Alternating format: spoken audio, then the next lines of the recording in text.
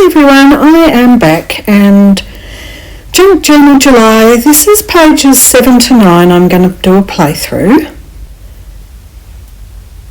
And I found this card from my friend Juanette, so I ended up putting it in because on the front there is that beautiful window with all those little beady things inside and they move around, but the story is that Juanette sent this card when we first met and she said maybe one day we'll meet, and she did. She came and stayed at my house and that was quite fun. So 8 is observe. I kind of had this weird thing with this junk journal at the moment where I started observe. I started doodling around. The most cherished moments happen when good friends and family come together, and that was I was in a very deeply reflective space when I did these couple of pages, and I was just thinking, that beautiful picture up there, it's almost a mother-daughter pose, but it looks like it could be two sisters. I used a bit of this graffiti sort of background, which was from my very, very first junk journal I ever made. While I was in my reflective stage, I put the pink marble paper over and cut out the words small town girl. I think when I'm in a reflective state it can be a little bit negative maybe. So that was that day, but it was a window. So it was a funny couple of days. I don't know if I made sense, but then I moved on to scraps. Now, I kind of have lots of scraps of paper, lots of scraps of thread, but in the end I just felt like I had all these little cut out scraps of words and bit of text from children's books that I'd cut out. So that was my scraps page. Now with thread, I do a lot of embroidery. If you follow my channel, you know that I do embroidery, and I started doing junk journals, so it's really, it's actually quite fun to mix the two. So I've just got a little bit of the Fabriano paper there, and I was having a laugh at myself because the prompt was threads and the picture from the book in the background is actually baskets of material and thread work and stuff like that. So I wanted to keep the theme going a little bit of the children's drawings from the book that I've been using, and so I put that bit of white card behind it because it really was not standing out enough with the busy background, but I did still want to see some of the background.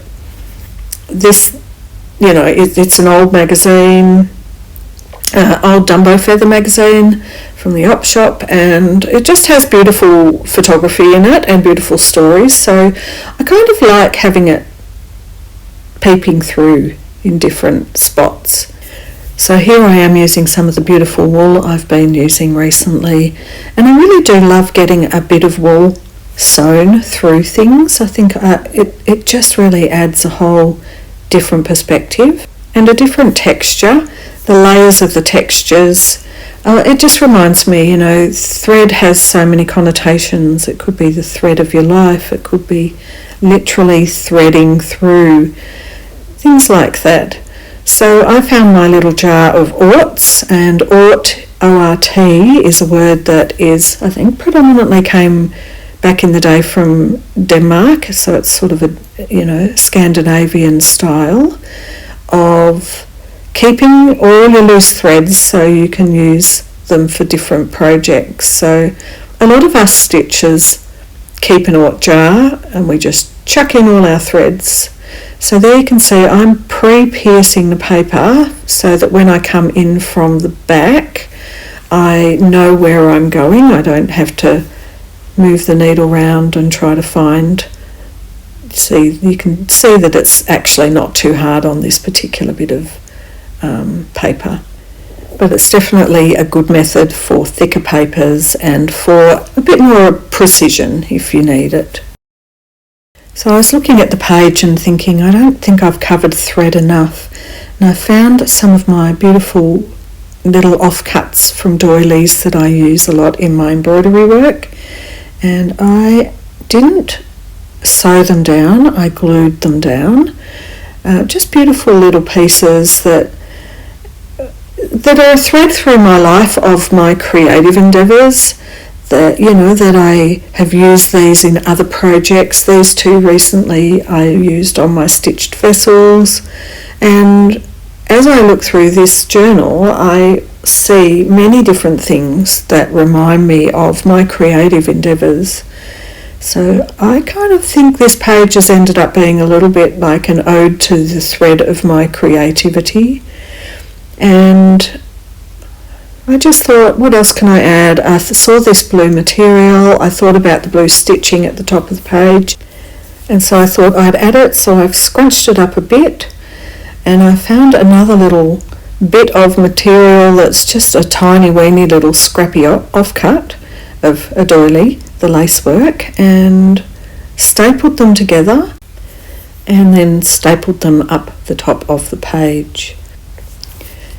Now I was thinking about thread, my creativity, and how this little black and white picture, it seemed to be, I don't know, it was disturbing me a little bit. I think I wanted to colour it in, but I also didn't want to colour it in because it's a representation of the artist and the work that the artist did for the book that I've been cutting up. So I ended up thinking how my old graffiti journal is very line work and hashtagging and just that hash markings, and so I ended up doing that, and I was quite happy with it, but compared to the rest of the book I felt it was very stark and black and white. So in the end I got out the watercolour pencils and started to fill in there, and then I was feeling it was still really stark and a bit too high contrast. So in the end I got out my little squishy water brush pen, and it still had some blue paint on it from the previous page, so I started to mix that little bit of blue through with a bit of pink and get a more of a softer washed background. This led to me filling in a bit of the material with a bit more colour, so it went on, and I really thoroughly enjoyed this page and this particular prompt.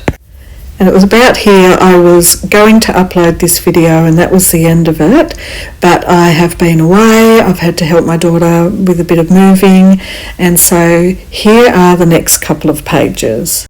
So the next prompt was stamps, and here I have put the word life. I was living quite a life while I was up in Queensland with my daughter. This is a stamped bit of material with the little heart on, and I've made a couple of little tags, and they've all got one bit of stamped material, and I've just tucked them into a little handmade envelope that is made out of a printout onto a page of some of my artwork. So that was 11, and now we're going to 12, which was packaging. I've used a bit of packaging that I've been hanging on to for a while. I think it was a special parcel that arrived. I've used a card there that is from a package that arrived, and a little thank you card was inside. And also the washing tape, it really reminds me of packaging, and using these little paint cards, they're kind of a little package in themselves as well. So light for 13 and 14 weather kind of got caught up a bit together, and here I'm really just saying that for me, weather is light reminds me of travel, and weather reminds me of travel, and so it kind of became a little bit of a pseudo travel page in a way. I feel very light when I go travelling. I wanted the page to be lighter, not too cluttered, not lots of filled in spaces. And I found these little stickers, and it reminded me when I went to New York it was beautiful weather, it was sunny. When I went to Paris it was beautiful weather. When I went to London I saw the Lion King, it was beautiful weather. Because obviously for us to travel from Australia we often go over in the warmer weather and leave, our winter. So that's where I've got to. I've got up to this 14 14 weather, and I am ready now to start with 15. And thanks for being here for this journey. It's been quite a great little project, and I will see you in the next one. Bye for now.